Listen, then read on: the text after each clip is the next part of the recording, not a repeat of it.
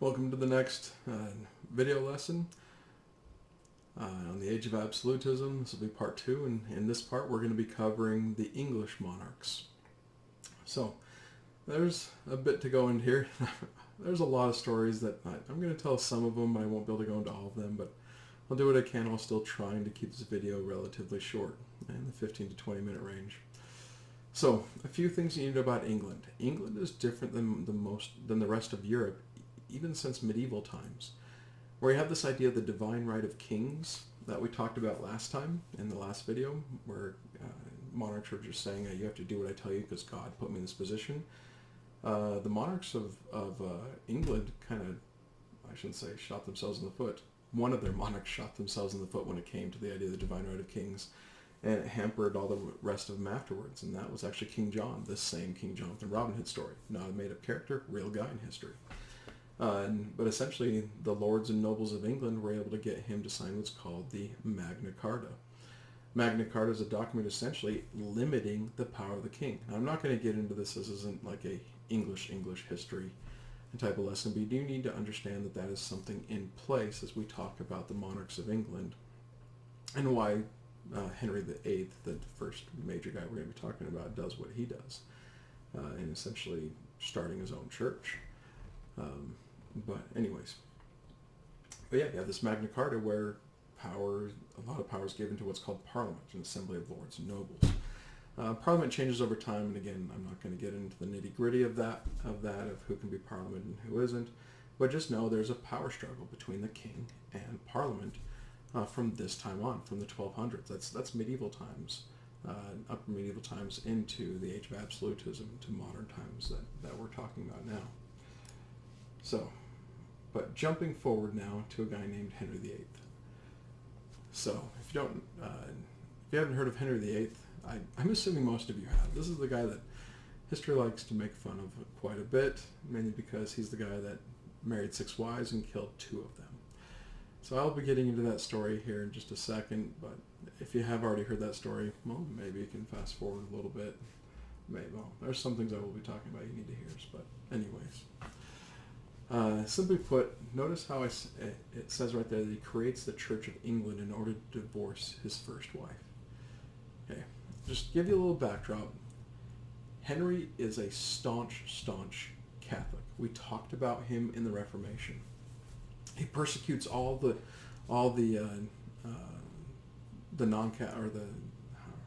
Protestant missionaries that come into England. And the Pope actually gives him the name Defender of the Faith. And he's married to Catherine of Aragon, princess from Spain. And so, from the Catholic Church's perspective, this is great.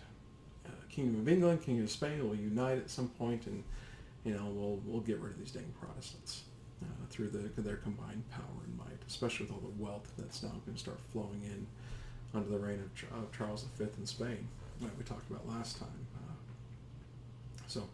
But there's one little hiccup. Henry really wants a son. And with his first wife, Catherine, with the princess from Spain, he only has one child, and that is a girl named Mary. And for as much as he tried, just couldn't have another child with her, and he blames her. By the way, of course, scientific revolution is just beginning at this point, so they don't have the medical know-how to get the idea of processes of trying to be more fertile when you're trying to have kids, or whose fault is it? And at this time, it was always blamed on the woman. The girls were always blamed. If you couldn't have kids, it must be the woman's fault. And although, just with the evidence we're given, he has 6 wives. For decades, he tries to have kids and just has 3. He does finally have a son at the end. I'll bring this all up. But that's a pretty easy data point to take and say it was his fault. It's his fault. There's something wrong with him. He couldn't have kids, most likely because of something on his side of things. So, anyways, just to get into his wives a little bit, he does divorce. He does divorce his first wife after he creates what's called the Church of England.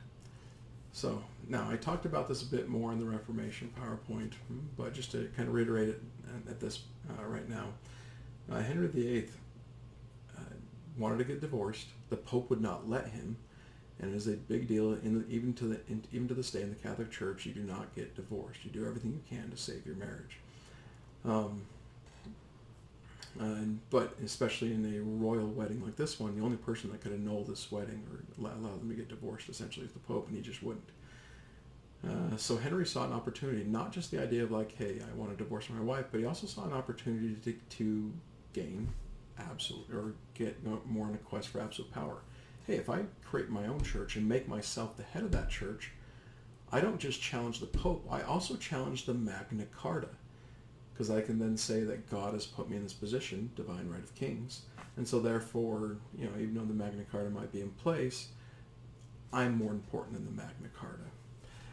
Yeah, it's a deliberate power grab in every way, shape, or form. A lot of times we like to view Henry VIII as being petty. Look at the whole thing. No, this was in some cases ingenious in the idea that ingenious on his part of trying to grab absolute power. And it just happened to help him out with, marrying as many girls as he wanted to, because he could divorce himself and marry himself. In fact, his third wife, I think I told this in the Reformation video, but I'll tell it again. His third wife, he saw just a painting of, married her on the spot, and then he saw her in person. He's like, oh no, she's too ugly, and divorces her on the spot. So, again, by the way, the ones he killed, I'm spacing. I know he killed his second wife, Jane Seymour. And just a quick story behind that one. She's the mother of Elizabeth. We'll be talking about a lot in this video. But she got so scared about the fact that she wasn't bearing Henry a boy, because he really wanted a boy, that she decided to sleep with her brother in order to try to get pregnant and say it was Henry's kid. Henry finds out about that, isn't too pleased, and he killed both of them. He cut the head off of Jane Seymour, and I can't remember how he killed her brother, maybe the same way. I'd have to look that up again. So, in the end, finally, he does have, I can't remember if it's his fifth or sixth wife, I'm pretty sure it was his sixth wife, that actually does bear him a son, who is Edward, who does become king after Henry VIII, but not for very long. And that's going to be part of this whole soap opera of a story we're going to be getting into. So, moving on. After Henry VIII dies, I know it says Queen Mary right there, but Edward takes over. But Edward's only in power for a few years. He's a young boy when he takes over, and he's seen as a sickly child. Now, if you notice there, I have sickly in kind of quotation marks. I always have a hard time when reading, especially about this time in history when someone dies, of being sickly. Because a lot of times it actually has been proven that they weren't sickly, they were just assassinated through poison or something else like that. Hunting accidents, things like that. Now, there are times when people do die because of those things, and yes, you do have a lot of their medicine isn't great back then. Yes, people die that stuff a lot, but especially in these circumstances, it's interesting because Edward, getting into the religion part of it, is Protestant. His dad made sure that he's Protestant, that he would lead the Church of England and make sure that England stayed a Protestant nation and not become Catholic again. Mary, though, if you remember from just that last slide we're talking about, is the daughter of Catherine, Henry's first wife, who was very Catholic from Spain. She's raised in Spain. She's more Spanish than she is English. And when Edward dies of being sickly, she takes over. And immediately she tries to reassert the Catholic Church. She actually gets the name Bloody Mary today because she rounded up some of the more prominent Protestant nobles and killed them all. She also gets married to Philip II. It's kind of like this idea of the Pope was very happy about this. We're going to get England and Spain back together again. England will stop being Protestant, become Catholic again, everything will be good. But then she dies of also being sickly. Now, there is a lot of evidence to the idea that she was sickly, but if that's really the reason she died or not, I don't know, because she's not on the throne for very long. And when she dies, the last surviving child of Henry VIII becomes the ruler of England, and that is Elizabeth. So you get Queen Elizabeth, known as one of the greatest monarchs, not just of English history, but of all time. Everybody kind of looks to her. It doesn't mean that she is perfect in every way. She definitely has her flaws. And a lot of people like to get into that. But in kind of history circles, you have pro-Elizabethans and anti-Elizabethans. The idea like people that really like her and people that don't like her, but at least recognize that she still was a pretty powerful monarch. But from an English perspective, yeah, she is one of the most beloved rulers of their time. They kind of look back to her as during her reign, they see it as the golden age of England, even though England actually didn't reach their height of their power until they were under the rule of Queen Victoria in the 1800s.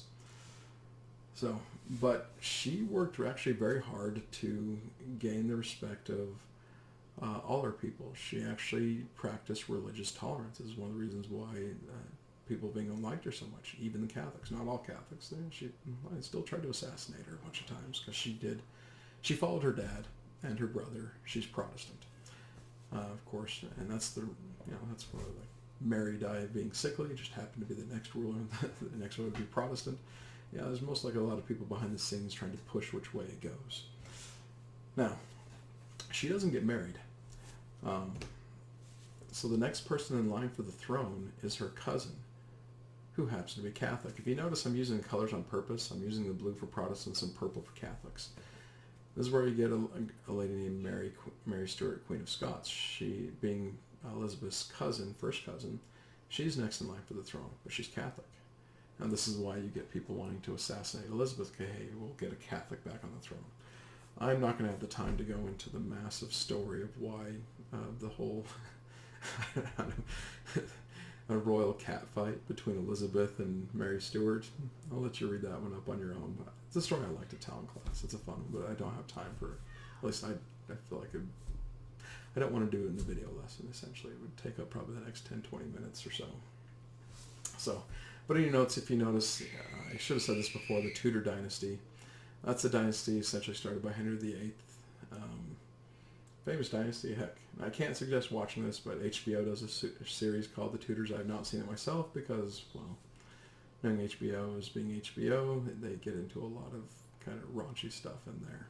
But just, I'm saying that because there's tons of movie series and TV series on this time period. English history, especially when it comes down to Elizabeth versus Mary, Queen of Scots. I just, long story short, Mary tries to get Elizabeth assassinated on a few different occasions, gets very close once, and Elizabeth finally doesn't want to, but she finally has her killed. I shouldn't say doesn't want to. She acts like she doesn't want to, but you kind of wonder if she really did want to. Has her head cut off, essentially. So that ends that catfight. Now, but that leads us into the main story, a story that I referenced in the last video lesson with the Spanish, and that is what's called the Spanish Armada. This has a lot to do with both the stories of Philip II being deeply religious and wanting to reconquer the world in the name of Catholic Christianity, and even with Mary, Queen of Scots, because when Elizabeth does execute Mary, Queen of Scots, Philip uses that as one of the reasons why he sees it necessary to invade England. You know, but I have to tell this story. So Philip tries to get married to Elizabeth. He's like, okay, I'll see what can happen here. If she gets married to me, then, you know, even if she is Protestant, this heretic, we can have a kid. That kid will be Catholic, and then we'll have a Catholic, you know, person, son or daughter, go on the throne of England. He proposes marriage quite a few times. And essentially, I'm so paraphrasing at this moment. Elizabeth sends words back like, no, not at this point. Ask me later. No, it's not going to happen. And the last time she sends a letter back, it's not said this way, but this is kind of the tone of the message you get from it is like, no, it's not going to happen. I hate you. You're ugly. Like, that's the way it comes across. And Philip's not too happy. And then once Mary, Queen of Scots dies, you know, the last hope for a Catholic monarch on the throne of England, Philip just gives up and says, I'm going to conquer you. That's just simply put. I got all this wealth. I have a massive navy. I'm going to conquer you.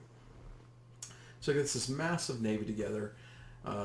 Again, troops, somewhere around like 30,000 troops ready to invade, which is a lot for this time period. A heck of a lot of troops for this time period. And he sets sail. And if you're looking at the map there, he sets sail and you see a couple battle markers up towards England. Essentially, the English Navy can't really stop the Spanish Armada. They actually have better cannons and better ships. They're smaller ships, but they're faster and sleeker. They can come in, get some shots in, get out. They also actually have, when I say better cannons, the Spanish cannons are more short range. The English were actually developing longer range cannons, so they had some longer range cannons so they could actually pot shot the Spanish ships from a distance. But they had too few ships. The English had too few ships. And the Spanish were just this hulking fleet coming along. And Elizabeth pretty much knew if that fleet was able to land and drop off all those troops, she was done. So this is a pretty tempestuous time, pun intended. Well, I haven't told the story why pun intended, but basically nothing happens. There's a story about how they send fire ships in and does do some damage, or they light a bunch of English ships on and just send it into the Spanish formation and light some ships on fire. But even that isn't enough just to stop the Spanish fleet. What does stop the fleet is really an act of providence, the weather. A huge storm comes up and just blows the Spanish fleet right on through. So when you're seeing the fleet going up and around, like Scotland and going down around Ireland, that's because they were blown right past. Elizabeth gets word that the storm is coming and knows what's about to happen. So something very famous in English history happens, and I'm definitely playing off the coincidence of this, but she dresses herself up in armor, gets on a horse, and tells her men that she will basically live or die with them on the battlefield. Pretty famous speech in English history. But when she made that speech, it's very likely that she knew that the Spanish weren't going to land, that she wouldn't have to fight. Nonetheless, though, very patriotic moment for the English. And they just kind of watch the Spanish ships just get blown on by. And again, huge act of providence on the side of the English there. Now, the Spanish have a decision. They could just turn around and come back. But they decide, you know what? There's a lot of Catholics up in Scotland. Ireland is all Catholic. We can repair our ships. We can replenish even some men, and we'll come back around even stronger. We'll land and just take over England. Problem is that these guys had never sailed up there. They do not understand there's rocks everywhere. Just underneath the ocean, there's just rocks popping out. They lose over 80 of their ships. The Spanish Armada was something like 170 to 180 ships total, but they lose over 80 of their ships just to hitting rocks or running into each other. And that's like if you're looking at all those sunk ships off to the left-hand side there, they lose a lot of their ships there. And by the time they're about to come around, they think that it's done. We've lost too much. We've lost too many men. We've lost too many ships. We need to go back and regroup. So they actually go back down to Spain, and that's the end of the Spanish Armada. So huge victory in the story of England, but that's actually a big story and one that we tout a lot here in the United States as well. Reason being is it's under Elizabeth, a Protestant queen, that the coastline of what today is the United States is settled by the English. And the English that come over here are Protestants, whether they were the Pilgrims or from the Church of England. They were English people coming over here, bringing over these ideas of the Protestant faith. And the United States actually starts off being known as a Protestant Christian nation mostly. We did have Catholics, yes, too, but Catholics actually were a bit persecuted in the United States in the very beginning, or in the colonial times into the beginning of the United States. But that, if England was turned back into a Catholic nation at this point, when you get to the Spanish Armada, then it would have been, history would be a very different situation. Would George Washington really thought the way he did? Thomas Jefferson and everybody else having more of this open mind? We don't know. Tolerant minds, I should say. Anyways, now, moving on. After Elizabeth dies, she doesn't get married, and she keeps power to herself, essentially. So when she dies, that's the end of her dynasty, the Tudor dynasty. Then starts the Stuart dynasty. Interestingly, James, the son of Mary, Queen of Scots, becomes the next king of England. And he is Catholic. Notice his name is in purple there. But he is more tolerant, you could say. In fact, he really is like, I don't want to get into this whole Protestant versus Catholic thing. I just want, we need to get along. Elizabeth, my aunt, actually did a very good job of having us all get along well, and she treated us all well underneath the law. So let's continue that. And one of the things he does is he actually has the Bible translated into English, something that was done 100 years before and seen as heretical, William Tyndale gets killed for that. And then they actually use Tyndale's English translation of the Bible to help in the most widely read English version of the Bible today, and that is the King James Version of the Bible. Catholics and Protestants work together in writing that, by the way. So after James I dies, he is followed by his son Charles I, also Catholic, and he brings in the religious thing again, as well as the absolutist thing. He tries to push Catholicism, and he tries to push the idea that he doesn't have to answer to Parliament. He should make the final decision. He shouldn't be hampered by that. And he pushes it so much that what's called the English Civil War starts. Again, in English history, a big thing, but the English Civil War starts. This goes on for a long time, like 10 years or so. It has a lot of different parts to it. But essentially is between the king and Parliament ends up winning this one. And Charles gets his head cut off. This here is a newspaper clipping, because newspapers are a new thing now because of the Renaissance. This idea of, hey, if a lot of people can read and write, why don't you give them the ability to read and write and know what's going on in the world around them? This scared the living daylights out of all the kings and queens of Europe in general, because this is where the people have now executed their king, who was supposed to be protected by divine right. If he really had divine right, would God really have let him die? And if this happens in England, this could happen other places. So this really scared the dickens out of the lords and the kings and queens of Europe at the time, that this could happen in a place like England that seemed a staunchly monarchistic place, even with the Magna Carta. But it was kind of a premature thing. Even absolutism doesn't die with the death of Charles I. Absolutism really dies with the death of Louis the 16th in 1793, like I mentioned in the last video lesson. But one of the guys who was responsible for the defeat of Charles I in the English Civil War is a guy named Oliver Cromwell. Now, I'm not going to be getting into Oliver Cromwell right now. Let's just say that this is one of those guys in history, kind of like Christopher Columbus, but not as much as Christopher Columbus, where people have this idea of like he's a really good guy, or he is the devil type thing. But simply put, this guy was a pilgrim, actually, a Puritan, a version of Protestant Christianity, very, very strict religious folk, that essentially tried to transform all of England into just that, a much more strictly religious yet free society. But in doing so, he takes all power to himself. This is where you kind of get into the arguments of, well, Parliament was not acting in the best interests of the people, and someone had just had to come in and take all power. But this is the point I'm trying to get to. From the American perspective, the idea where we don't want to let one person get all power, Oliver Cromwell actually falls into that basket. Yes, you could look at him, and from certain points of view, he is actually an incredibly good leader. But at the same time, he still, in a way, took away the liberties of the people by saying, I know what's better than you do for the way this country is supposed to be run. And that is something we don't want to see happen here in the United States. The idea of one person just taking power, no matter how well-intentioned that person may be, and just saying, I know what's best for you. Taking away your power of the vote and things like that. So from an American perspective, we actually look at Oliver Cromwell as even though he may be very well-intentioned, we don't want to have an Oliver Cromwell in our society. And in no way should we allow that much power to be held by one person. So, yeah, I think that ends England there. So on to this point, I'm sorry, let's go a little bit long. I had fun telling some of the stories, and I'll see you in the next video lesson.